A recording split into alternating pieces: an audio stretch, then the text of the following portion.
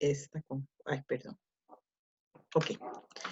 Bueno, entonces hoy el tema que nos corresponde es el de las parábolas, ¿verdad? Cómo estudiar y analizar las parábolas. Yo voy a compartir una pequeña pantalla que he preparado, o una presentación, no es muy grande ni muy difícil, es solamente para darnos una idea de cómo vamos a ir desarrollando el tema. Entonces, si ven todas bien los evangelios, las parábolas y su interpretación, es lo que vamos a ver hoy, ¿de acuerdo? Entonces, bueno, yo sé que todas ustedes conocen montones de parábolas y las parábolas son uno de los temas más predicados, ¿verdad? Hay las parábolas, el hijo pródigo, el buen samaritano, ¿verdad? Todas esas parábolas son las que más conocemos, ¿verdad? Espérense un momentito porque voy a poner esto en modo de presentación para irla pasando. ¿Ok? Entonces, vamos a ver. Ok. Los evangelios y su interpretación. Entonces, lo primero, antes de entrar al tema de las parábolas, quiero mencionar esto. Los tipos de ilustraciones en los evangelios. ¿Cuáles son los tipos de ilustraciones que aparecen en los evangelios? Tenemos 3 tipos de ilustraciones. El primero es un dicho. Mira, no puse el versículo ahí, pero vamos aquí a leerlo. El primero son dichos de Jesús, ¿verdad? Por ejemplo, ahí tenemos, ustedes son la sal de la tierra, ¿verdad? Estamos en, espérate para ponerme los anteojos, en Mateo, cuando Jesús dice, ustedes son la sal de la tierra, ustedes son la luz del mundo, ¿verdad? Eso es un dicho. Bueno, ahorita había marcado aquí el versículo y no sé dónde lo tengo. Ahorita lo busco para no perder ahí.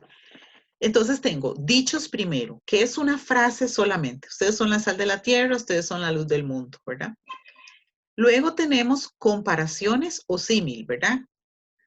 Vamos a ver en Mateo 13:33, donde viene la comparación o el símil. ¿De acuerdo? Si lo tiene, por favor, y me lo quiera leer. Mateo 13:33. 13:33. Por favor. La parábola de la levadura.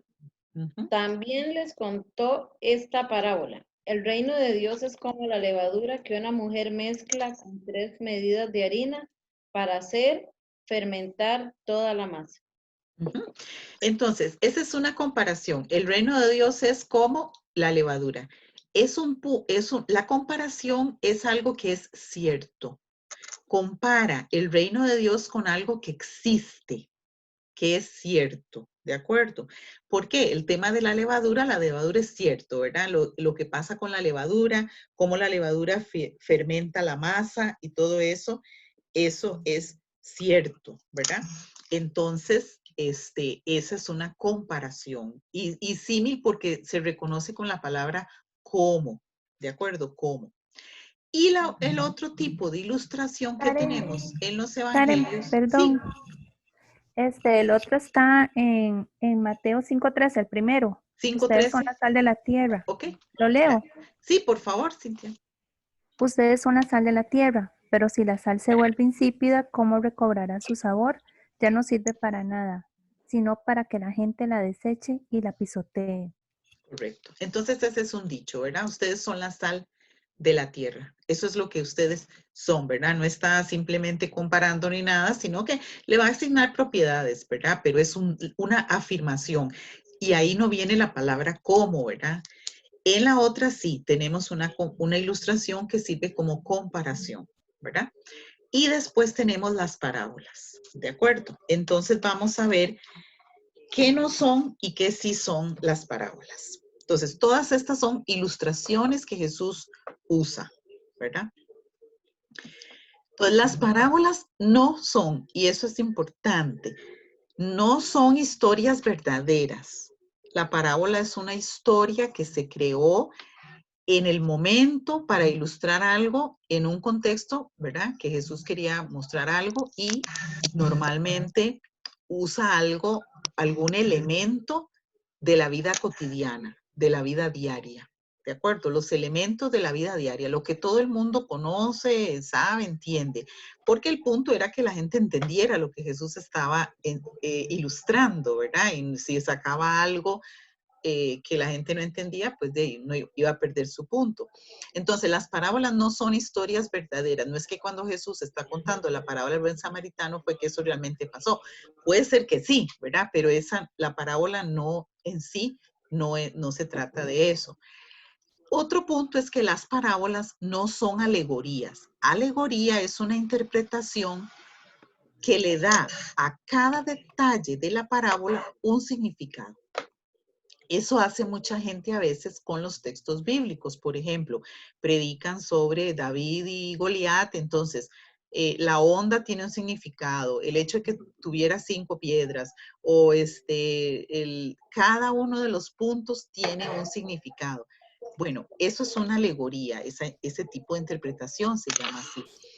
En la parábola no es así. Cada detalle no tiene un significado. Solo hay una parábola que parece alegórica porque cada uno de los elementos tiene un significado y es la parábola del sembrador.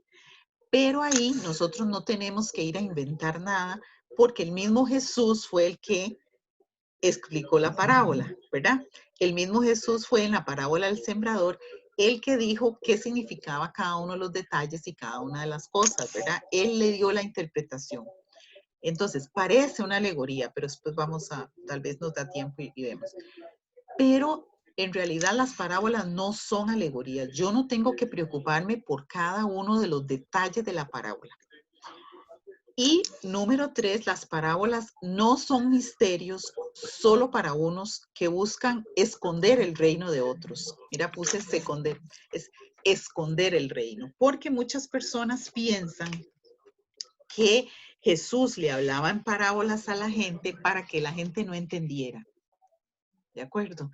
Para que la gente no supiera qué era lo que le estaba diciendo, que solo unos cuantos muy inteligentes o unos cuantos que recibían una revelación especial, esos iban a entender, pero que los demás no. Y en realidad ese no es el punto de las parábolas como vamos a ver ahora. Claro que solo algunos entienden, pero no es porque Jesús hiciera eso, sino porque realmente no entendían qué era lo que estaba pasando, ¿verdad? Recordemos, la parábola, los evangelios dicen que el reino de Dios llegó en Jesús. Y si todos pueden apagar el micrófono, porfa. Chicas, todas, porfa. Porque oigo las noticias de alguien. ¿Alguien? Estoy oyendo las noticias, perdón, entonces me distraigo. Ok, entonces, lo que pasaba era que la gente no entendía el punto del reino de Dios y qué era lo que pasaba en Jesús, como vimos la vez pasada, que Jesús había traído el reino. Perdón, voy a cerrar yo para poder apagar todos los micrófonos. Disculpen ustedes.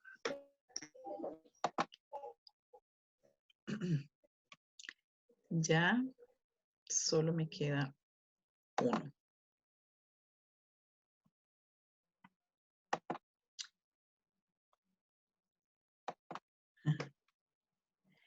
Entonces, disculpen, pero es porque no puedo concentrarme así. Gracias. Entonces, bueno, después veremos entonces un poquito más de eso, ¿verdad? No entendían, pero era porque no entendían lo que estaba pasando, que el reino de Dios ya había llegado, pero no porque Jesús hablara para que ellos no entendieran. Eso no era lo que significaba, ¿ok?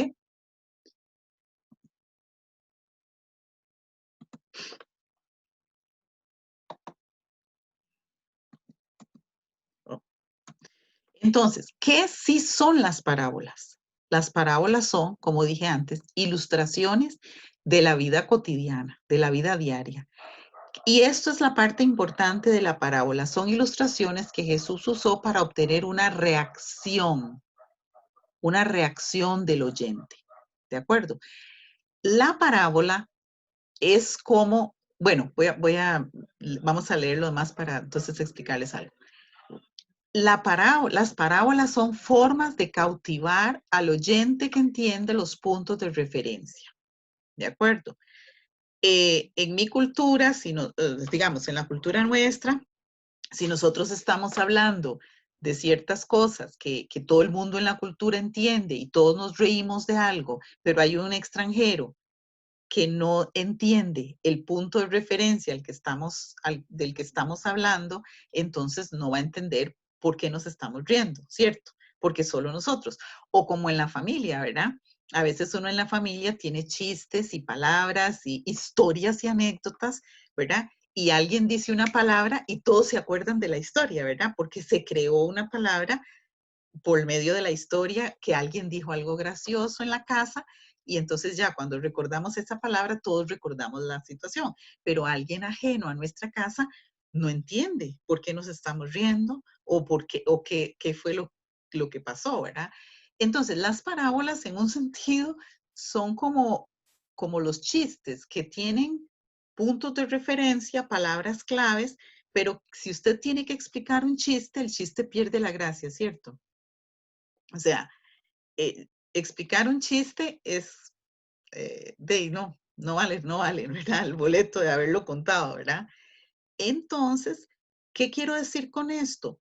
Que cuando la gente del tiempo de Jesús escuchaba la parábola, entendía perfectamente a qué era lo que Jesús estaba refiriendo, ¿verdad? ¿Por qué? Porque todos entendían los puntos de referencia, todos sabían que era de lo que Jesús estaba hablando. Eso es lo que hace difícil la interpretación de las parábolas para nosotros. ¿Por qué? Porque nosotros no tenemos los mismos puntos de referencia, ¿verdad? En el sentido de que ni no tenemos todo el contexto para entender que cuando Jesús se hablaba de tal cosa se estaba refiriendo a esta situación, pero todos sus oyentes lo entendían. Recordemos que las parábolas primero Jesús las dio de manera oral, ¿verdad? Él dio las parábolas orales, las dio en un contexto, ¿verdad?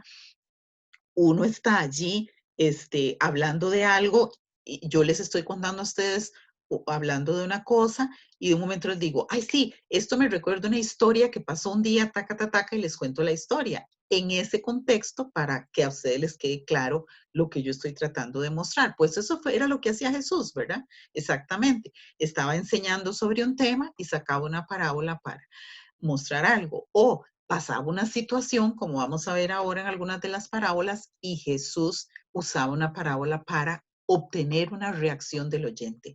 Eso es lo más importante en la parábola, la reacción de la gente que está allí. Esa es la parte importante. No es cada elemento. Vamos a ver, las parábolas son enseñanzas. Tal vez si algunas me ayudan a leer, podemos leer Lucas 15:3, Lucas 18:9 y Lucas 19:11. Quien quiera que me haga el favor.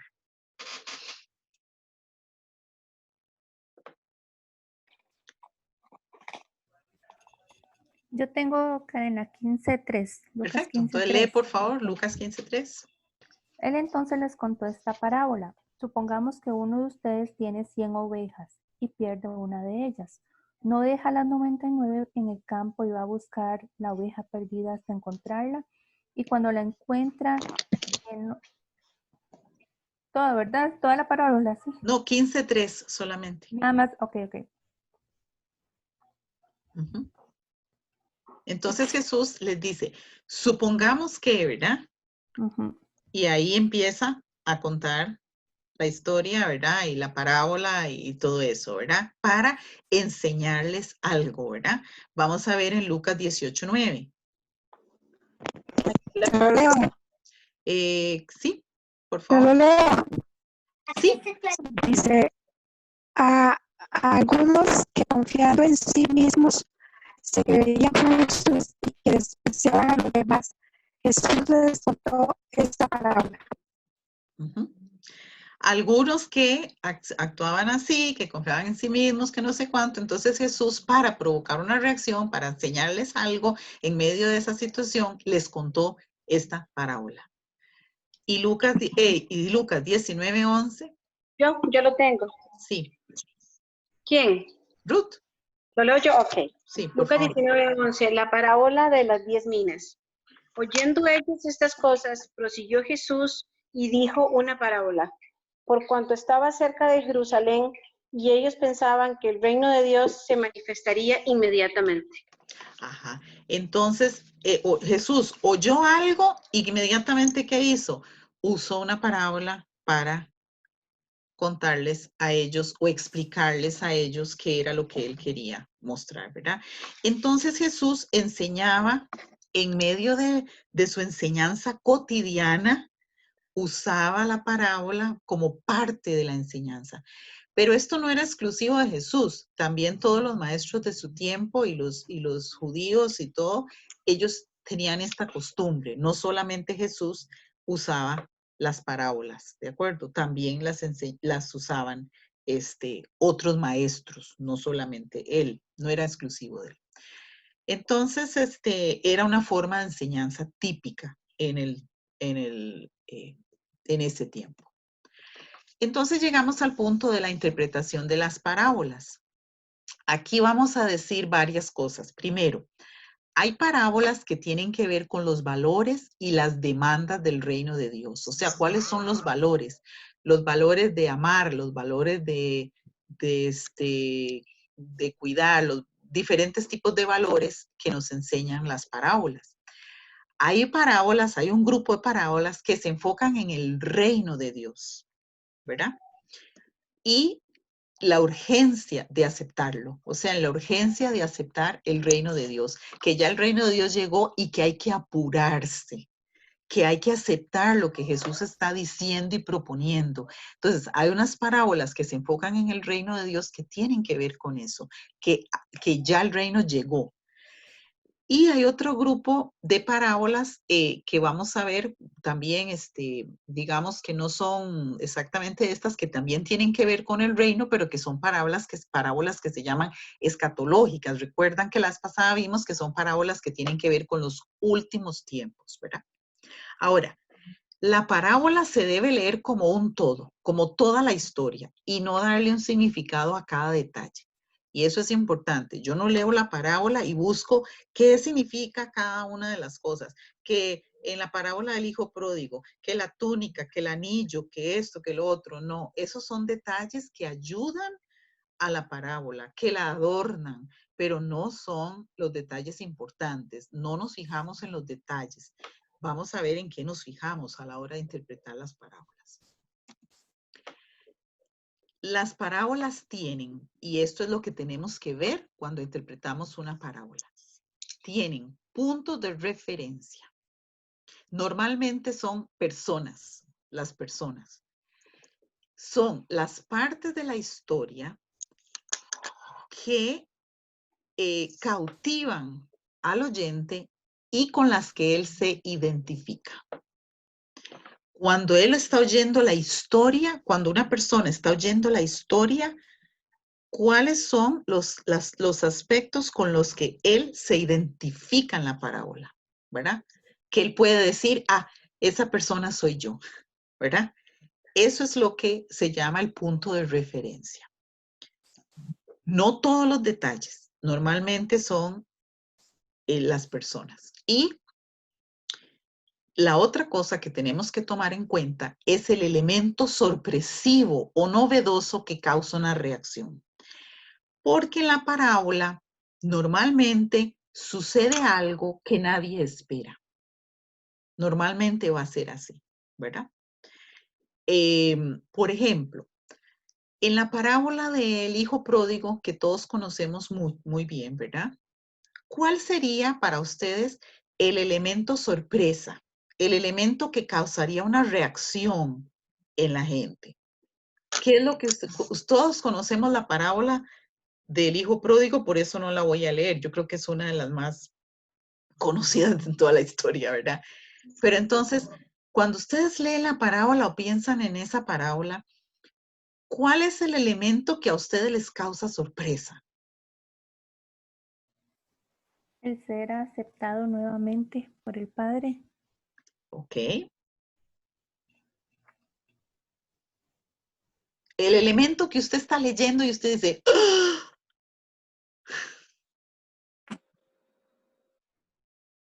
A ver. Lo que no me lo que es la reacción del hermano. Ajá. No espera que el hermano lo reciba igual que lo recibe el papá, ¿verdad? Sí. Ok. Bueno, lo poquito que capté, porque se te corta, ¿verdad? Pero ese es el elemento sorpresa, la reacción del hermano. Eso es lo que a todos nos deja con la boca abierta. ¿Por qué? Porque el papá lo estaba esperando siempre. Entonces, no nos extrañó cuando el hijo llegó que el papá lo aceptara, ¿verdad? ¿Por qué? Porque el papá estaba ahí todos los días esperando, ¿verdad? Entonces era como algo que estamos esperando que ocurra, ¿verdad? Y que el papá le diera todas esas cosas, de claro, si era su hijo y todo. ¿Qué es lo que nos causa sorpresa? Indignación, ¿verdad? Y todo, y donde da un giro es la reacción del hijo mayor, del hermano mayor, ¿verdad? La reacción de él y nosotros inmediatamente decimos, qué bruto, qué malo, qué bárbaro, ¿verdad? Bueno, tal vez ustedes sean muy santas y no digan qué bruto, pero yo sí, ¿verdad? Entonces, qué malo ese hermano, ¿verdad? En lugar de alegrarse, vea lo que hizo. Entonces, ese es el punto que causa reacción. Y eso es lo que ese es el punto central de la parábola. El punto central de la parábola no es el padre.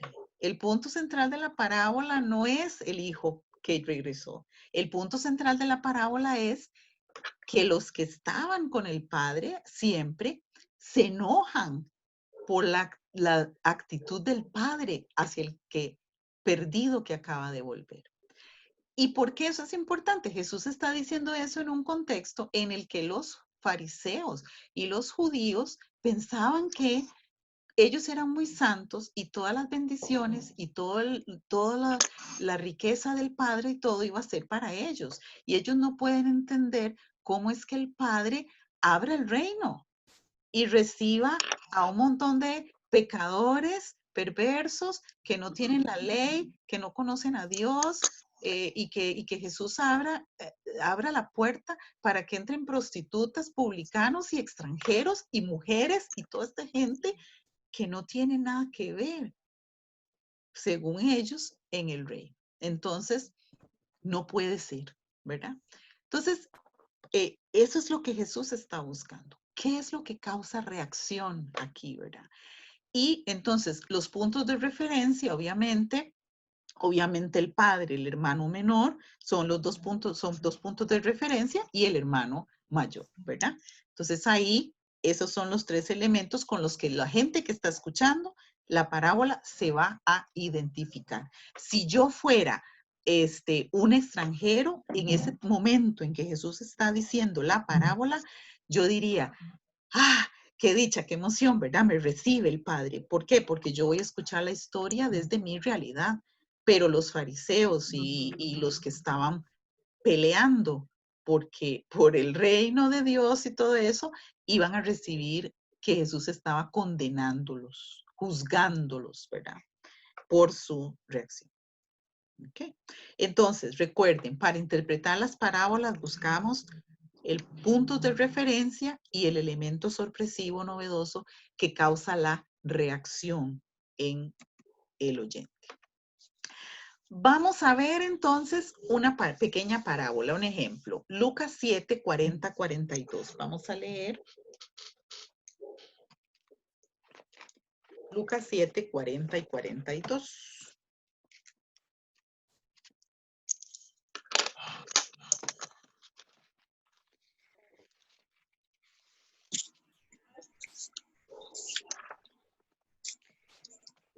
Vean, esto es interesante porque no todas las parábolas ofrecen el contexto donde Jesús dijo la parábola. A veces la parábola solamente aparece como desconectada, ¿verdad? En una lista, digamos, de parábolas.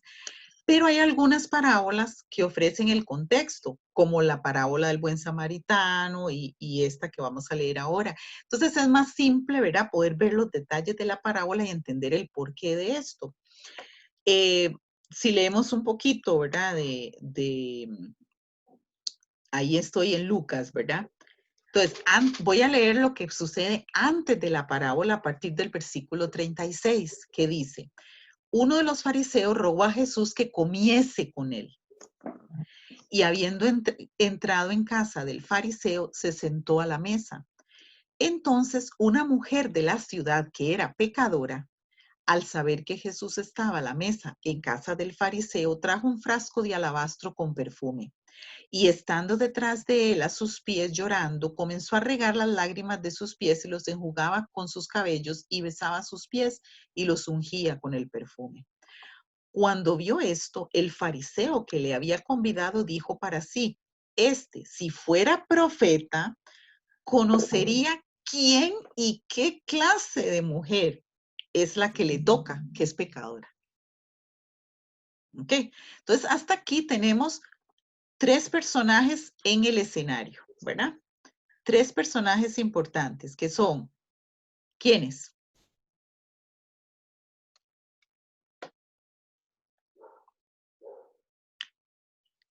¿Quiénes son? Ana. Jesús, el fariseo y la pecadora. Correcto. Jesús, el fariseo que lo invitó a su casa a comer, y la pecadora, ¿verdad? Esos son los 3 personajes que aparecen aquí. Ok, vean que él dijo esto para adentro, ¿verdad? No lo dijo públicamente. Él vio la situación y dijo: si este hombre de verdad fuera Dios, ¿verdad? Él sabría que esa que lo está tocando es una pecadora. Vean la actitud del fariseo en ese momento, ¿verdad? Entonces, en el versículo 40 empieza la parábola. Entonces, respondiendo Jesús le dijo: Simón, una cosa tengo que decirte. Y él le dijo: di, maestro, ¿verdad? Como haciéndose el mosquita muerta, ¿verdad? Un acreedor tenía 2 deudores. El uno le debía 500 denarios y el otro 50. Y no teniendo ellos con qué pagar, perdonó a ambos. Di pues, ¿cuál de ellos le amará más? En la parábola, ¿cuáles son los puntos de referencia? Bueno, si ven mi diapositiva, ahí van a saber, pero ¿cuáles son entonces los puntos de referencia? El prestamista y los deudores. Correcto. Los deudores. El prestamista y los 2 deudores, ¿verdad? Esos son. Y el prestamista, en la historia, ¿verdad? Si leemos toda la historia, el prestamista es Dios. Dios. Y los 2 deudores son Simón y la prostituta. ¿Cómo creen ustedes que se sintió Simón? Que los fariseos pensaban que ellos eran perfectos, que ellos no necesitaban, prácticamente no necesitaban a Dios, ¿verdad? Porque cumplían la ley y ya con eso se habían ganado el cielo, ¿verdad? Con cumplir la ley. Entonces, ¿cómo creen ustedes que él escuchó esto? Cuando Jesús dice: no teniendo ellos con qué pagar. O sea, ninguno de los 2, ni la prostituta, o sea, ninguno de los 2 deudores, ni el que debía 500, ni el que tenía 50, ni el que debía 50. Ninguno de los 2 podía pagar. Entonces, ¿cómo se habrá sentido él, verdad? ¿Qué habrá sentido en él? ¿Qué impacto, verdad, en este momento? Pero entonces le dice: ¿cuál de ellos le amará más? Jesús, ¿qué está buscando? Que Simón reaccione con este mensaje, ¿verdad?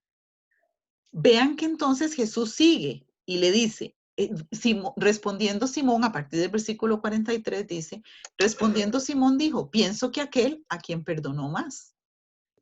Y él le dijo, rectamente has juzgado. Entonces, inmediatamente Jesús se vuelve a la mujer. Después de dar la ilustración y la respuesta que da Simón, se vuelve a la mujer y le dice a Simón, ¿ves a esta mujer? Y aquí el juicio. Entré en tu casa y no me diste agua para mis pies, mas esta ha regado mis pies con lágrimas y los ha enjugado con sus cabellos. No me diste beso, mas esta desde que entré no ha cesado de besar mis pies. No ungiste mi cabeza con aceite, mas esta ha ungido con perfume mis pies. Por lo cual yo te digo que sus muchos pecados le son perdonados, porque amó mucho. Mas aquel a quien se le perdona poco ama, y le dijo a ella, tus pecados te son perdonados. Ok, entonces, la parábola se usa como una ilustración para que Simón entienda el juicio, ¿verdad?, que Jesús está haciendo sobre él, porque Simón, yo creo, cuando leo este pasaje, que Simón estaba tratando de avergonzar a Jesús, porque ni siquiera le dio lo mínimo que le daba una persona, un anfitrión a su invitado, que es lavarle los pies. Cada vez que entraba un invitado, ¿verdad?, a una casa, le lavaban los pies. Era parte de la cortesía, porque la gente caminaba, ¿verdad?, en calles de tierra y todo eso, ¿verdad?, y antes de sentarse a la mesa, le lavaban los pies. Esa era cortesía, ¿verdad?, la mínima. Este hombre invitó a Jesús a comer, pero ni siquiera le dio la más mínima cortesía. Para mí que este hombre quería hasta cierto punto avergonzar a Jesús. Y eso lo veo también en ese texto, que en el versículo 39, cuando él dice, seguramente se vuelve y les dice a los amigotes fariseos que estaban ahí con él, bueno, ese es un falso, porque si ese supiera que esa que la está tocando es prostituta, ni se dejaría tocar, ¿verdad? Entonces, quiere avergonzar a Jesús y quiere mostrar su desprecio hacia la prostituta, que para mí hasta cierto punto está mostrando también su desprecio hasta Jesús, a Jesús, ¿verdad? Porque ni siquiera le está dando la más mínima cortesía a Jesús.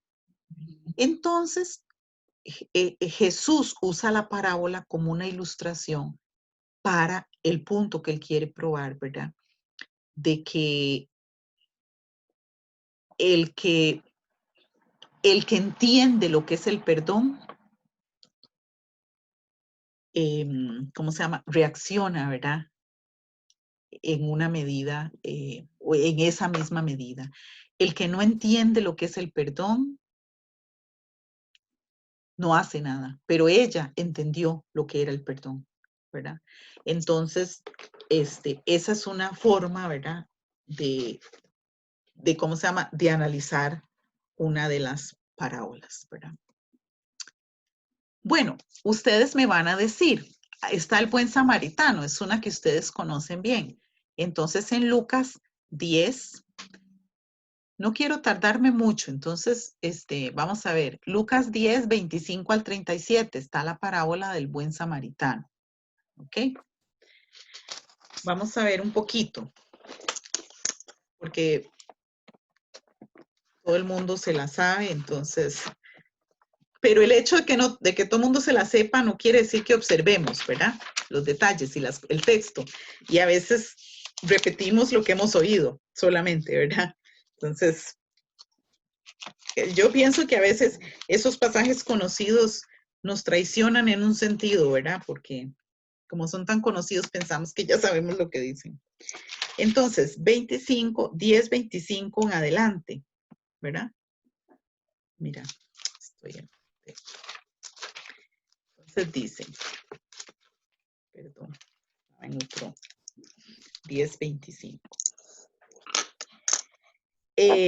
Entonces aquí vean, observemos el contexto, ¿verdad? El contexto que viene desde el versículo 25 hasta el versículo 29, ¿verdad? Eso es lo que está pasando en ese momento. Dice, he aquí un intérprete de la ley se levantó y dijo, para probarle, maestro, ¿haciendo qué cosa heredaré la vida eterna? Esta pregunta se la está haciendo, pero él piensa que él sabe la respuesta, ¿verdad? Porque él es un intérprete de la ley. ¿Ok? Está haciendo la pregunta como una cáscara de banano para atrapar a Jesús. Él le dijo, entonces Jesús le contesta con una pregunta. ¿Qué está escrito en la ley? ¿Cómo lees? Y él dijo, amarás al Señor tu Dios con todo tu corazón y con toda tu alma y con todas tus fuerzas y con toda tu mente y a tu prójimo como a ti mismo. Y se puso la soga al cuello con esta respuesta. ¿Ok? Porque entonces Jesús le dice, claro, eso es exactamente. Vaya, haga eso y va a vivir. Pero él dice, queriendo justificarse a sí mismo, le dijo a Jesús, ok, Jesús, ¿quién es mi prójimo? ¿Por qué quería justificarse a sí mismo? Porque tal vez él, como buen intérprete de la ley, como buen fariseo o intérprete, pensaba, ok, la ley me dice a mí que no todo el mundo es mi prójimo, ok, que yo puedo escoger y que yo puedo decidir que hay cierta gente que no es mi prójimo, ok, porque no merece o lo que sea. Entonces, para justificarse de quién es su prójimo y quién no, entonces le hace esta pregunta a Jesús. Jesús, ¿y quién es mi prójimo, verdad? Piensa que Jesús le va a decir, tus hermanos aquí o quién sabe qué. Entonces Jesús le cuenta la parábola del buen samaritano, ¿verdad? Ya, yo no la voy a leer toda, pero entonces, ¿cuáles son los puntos de referencia en la parábola? En la parábola. Recordemos que aquí el asunto es entre un intérprete de la ley y Jesús, ¿verdad? En la parábola, sabemos que hay un hombre que va ¿verdad? Y que lo atacan los ladrones, ¿verdad? Y entonces le quitan todo y lo dejan medio muerto. Entonces dice en el versículo 31, aconteció que descendió un sacerdote. Recuerden una cosa, nos tenemos que poner en los zapatos de este hombre que era un intérprete de la ley y Jesús le está diciendo a él la parábola. Este hombre sabe la ley completamente. Este hombre sabe todo, ¿verdad? Y él vive una vida estricta y una vida recta, ¿verdad? Entonces dice, Jesús descendió un sacerdote por aquel camino y viéndole pasó de largo.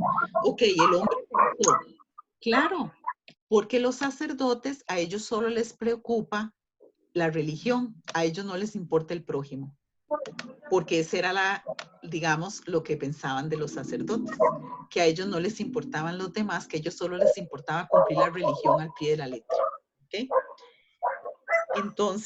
Entonces yo me imagino que este hombre pensó, sí, claro, sí, tenía que ser así, ¿verdad? El sacerdote lo iba a ignorar, ¿verdad? Luego dice Jesús, llega un levita cerca del lugar y lo vio y pasó de largo. Él dijo, bueno, sí, ese está preocupado solo por la ley, solo por el templo, entonces no tiene tiempo para atender a los pobres, ¿verdad? Entonces, me imagino que cuando Jesús dijo esta parábola, pero dijo este hombre pensó, claro, el que viene ahora es un fariseo, porque los fariseos piensan que ellos ayudan a los pobres dándoles plata, limosna. Si ellos dan limosna, esto es ayudar a los pobres. Entonces él pensó, el que viene ahora es un fariseo, cuando le dice Jesús, pero un samaritano que iba de camino vino cerca de él y viéndole fue movido a misericordia. ¿Cuáles son los puntos de referencia y cuál es la sorpresa aquí en la parábola?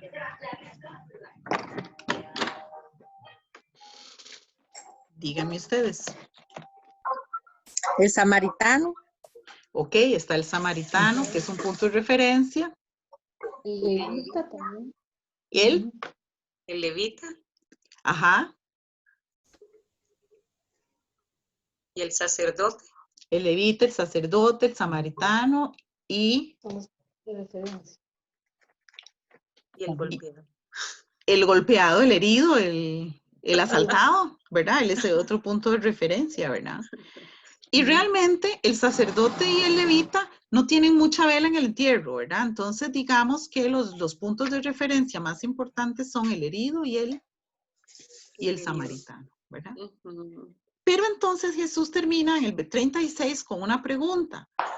¿Quién pues de estos tres te parece que fue el prójimo? Recordemos que la pregunta del hombre era ¿quién es mi prójimo? ¿Verdad? Y él inmediatamente dijo, el que usó de misericordia con él. ¿Y quién fue el que usó misericordia? Samaritano. El samaritano. Y este hombre, la ley, a este hombre que hizo la pregunta, la ley le permitía odiar al samaritano. Porque el samaritano, no, los judíos no se llevaban con los samaritanos, entonces la ley a él le ponía, le permitía decir que el samaritano no era su prójimo. Cuando Jesús sale con esto y le dice que el que usó de misericordia es el que tuvo esa, es el prójimo, ¿qué le está diciendo Jesús a este maestro de la ley? Termina en el versículo 37. Ve y haz tú lo mismo. O sea, vaya y ame al samaritano como a sí mismo, como si fuera su prójimo. O sea, imagínense ustedes el choque tan terrible. Vaya, deje de menospreciar a los sacerdotes, deje de aborrecer a los samaritanos y véalos como su prójimo, porque la Biblia dice, y usted lo acaba de decir, amarás a tu prójimo como a ti mismo. Y eso incluye a los samaritanos. Claro, ¿cómo no iban a matar a Jesús, verdad? Con estas ideas revolucionarias que llega. Pero de esto se trata el reino. El reino se trata de nuevos valores, de nuevos principios, de ver la ley y de ver la palabra de Dios como es en realidad y no bajo los lentes o los lentes del prejuicio social, del prejuicio de la gente, ¿verdad? Bueno, ese es parte de otro sermón, pero... Okay. Entonces, más o menos les he dado un par de ejemplos, ¿verdad? De el análisis. Ok. Luego tenemos, yo sé que ya estoy como contra el tiempo, entonces, ¿verdad? Me perdonan, voy a terminar con esta parte. Luego tenemos un grupo de parábolas que son las parábolas del reino. Estas parábolas inician con la frase, el reino de los cielos es semejante a, ¿verdad? Hemos oído mucho esa frase, el reino de los cielos es semejante a. Que debe entender esta frase como, así es con respecto al reino de los cielos. Así es como debe entenderse la frase. Estas parábolas proclaman el reino de Dios desde la perspectiva del ya y el todavía no. Recuerden, ¿verdad? Que ya el reino está aquí, pero que todavía no se ha manifestado completamente. Por eso tenemos una parábola de una semillita que se siembra. Ya la semillita se sembró. Ahora, ¿qué estamos haciendo? Esperando a que el fruto se dé, ¿verdad? Completamente, pero ya la semilla está sembrada.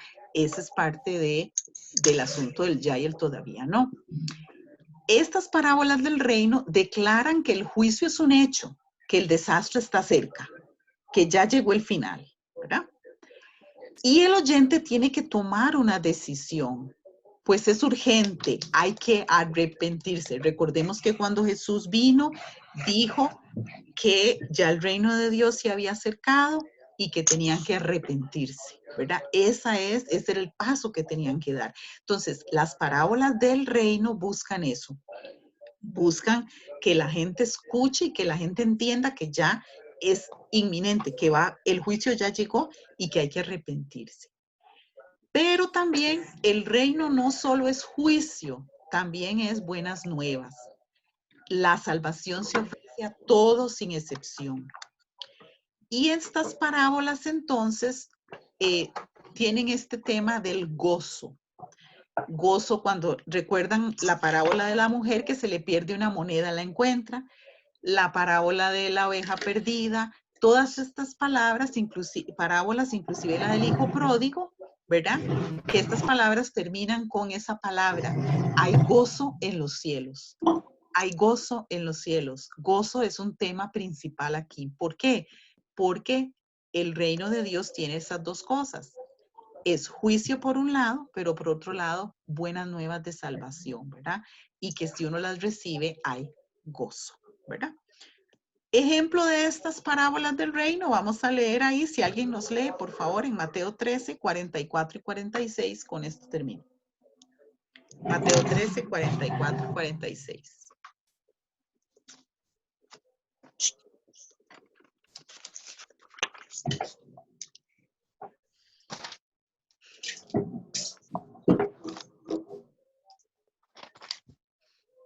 Mateo 13, 44 y 46. 44 hasta 46, por favor. El tesoro escondido.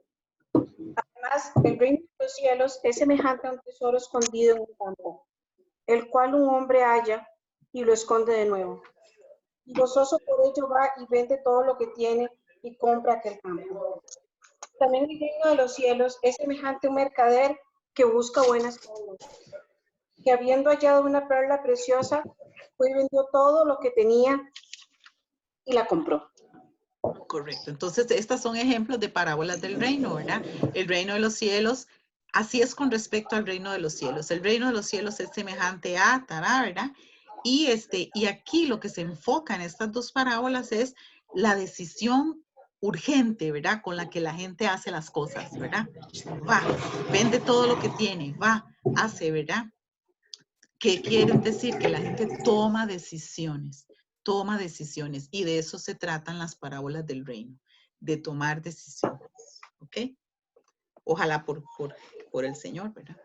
Entonces, para la próxima clase, ustedes van a hacerle tarea la parábola de Mateo 25 del 1 al 13. Mateo 25 del 1 al 13. Esa es su parábola que ustedes van a hacer, más o menos algo como lo que yo hice en las parábolas que acabamos de ver.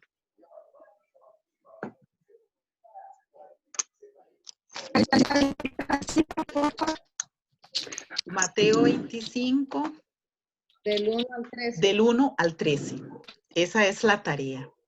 Para que ustedes se deleiten, se disfruten la parábola. Y una recomendación, tal vez han leído mucho ese versículo, porque lo han leído mucho y me imagino que han oído cientos de sermones sobre esa parábola, pero léanla varias veces en diferentes versiones. Traten de leerla unas 3 o 4, 5 veces en diferentes versiones, en Dios habla hoy, en Nueva Versión Internacional, en Traducción Viviente, en diferentes versiones. Y luego traten de ver la parábola con nuevos ojos, buscando lo que les dije, puntos de referencia y el elemento sorpresa. ¿Ok? ¿Y cuál es la reacción que esperaba Jesús de sus oyentes? Tratando de ponerse en esos zapatos, ¿verdad? Salud. Ok, yo terminé aquí. ¿Ustedes tienen preguntas, comentarios? Karen, es que mientras usted estaba explicando el tema de las ilustraciones, se me vino a la mente 2 pasajes del Antiguo Testamento. Cuando Natán confronta a David, le hace una ilustración que es la de la ovejita, ¿verdad? Esa es una parábola.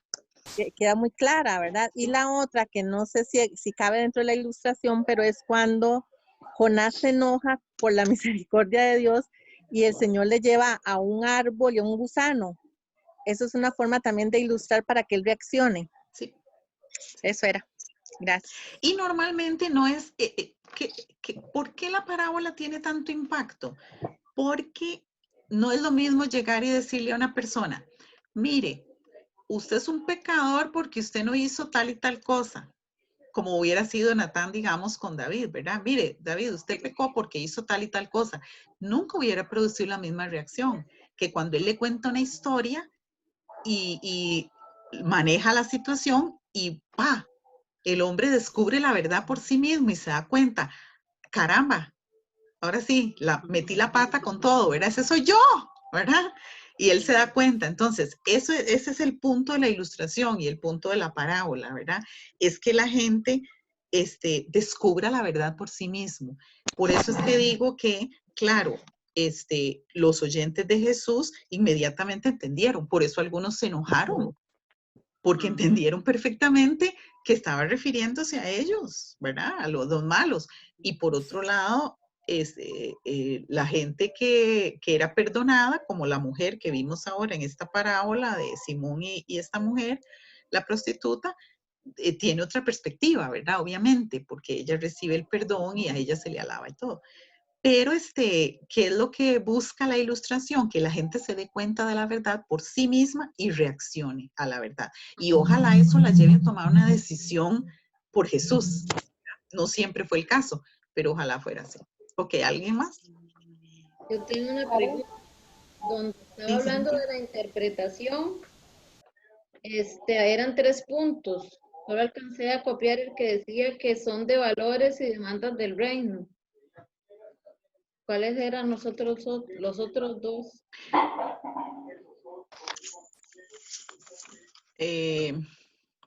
Ya te digo. Si no, en todo caso, yo les mando Bueno, sí, también.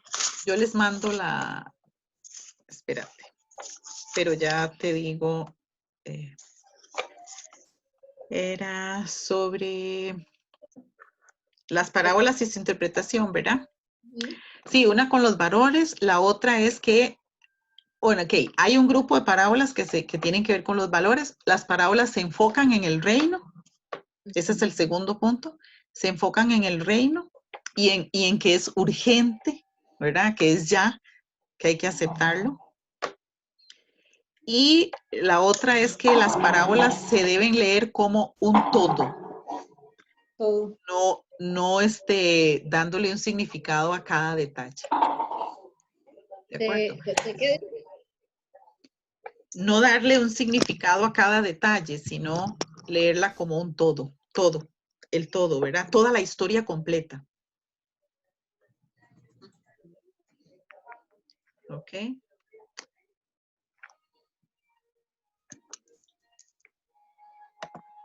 Gracias, Karen. Con mucho gusto.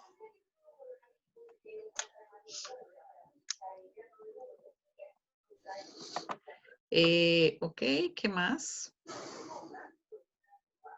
Karen, el reino de los cielos y el reino de Dios es lo mismo. Es lo mismo, sí.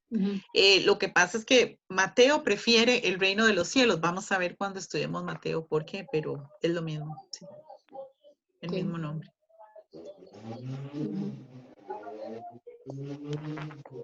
¿Algo más? Karen, el propósito entonces de las parábolas o la intención de Jesús era buscar que la persona reaccionara como un mensaje a la conciencia, digámoslo así. Exactamente. Entonces, yo pienso que a la hora de enseñar cualquier tema, debería haber una intencionalidad en ese sentido, ¿verdad? De la palabra llevar a una reacción, porque si uno lo que lleva es un juicio, la gente lo que hace es digamos, ponerse a la defensiva, que es lo que yo veo ahora en todo este tema de redes, ¿verdad? Porque hay mucha tema social de prejuicio, muchas cosas, pero si realmente llevamos un evangelio como el que llevó Jesús, la gente se convertiría. Bueno, es un hecho que, digamos, que la exposición del evangelio siempre y de la palabra de Dios siempre tiene que provocar dos cosas, o que la gente acepte o que rechace. Porque es así, digamos, así lo vemos en el Evangelio, ¿verdad? Cuando Jesús y Pablo predicaban, esas son las dos opciones. O acepto el Evangelio o rechazo el Evangelio. Eso es lo que vemos constantemente, ¿verdad? Entonces, nosotros siempre debemos procurar cuando enseñamos y cuando predicamos y todo, que la gente tome una decisión, ¿verdad? Cuando ya hablamos a cristianos, entonces también, o sea, la idea es que la gente tome una decisión y pueda ver ve que el evangelio confronta. Yo creo que tiene que ser así, ¿verdad? El evangelio y la palabra de Dios siempre nos tienen que confrontar, ¿verdad? en nuestra condición, en nuestro pecado, en nuestra necesidad, en sea lo que sea la situación, ¿verdad? Entonces, no simplemente exponemos la palabra de Dios porque es bonita, porque eso sería como leer un libro de Pablo Neruda, un poema de Pablo Neruda, ¿verdad? O cualquier otra cosa, pero nosotros creemos que ningún otro libro cambia la vida, solo la palabra, y que cuando yo predico la palabra es como espada de dos filos, una espada de dos filos tiene que cortar, tiene que doler, ¿verdad? Tiene que penetrar, sí. O sea, lo que pasa es que, digamos, en los últimos años, como la gente hay que hablarle suavecito y hay que hablarle bonito, ¿verdad? Y todo eso, entonces nadie quiere esa parte filosa del evangelio, pero la palabra de Dios es así, o sea, la palabra de Dios me tiene que llamar todos los días a arrepentimiento, todos los días a arrepentimiento, si no, no está produciendo el efecto.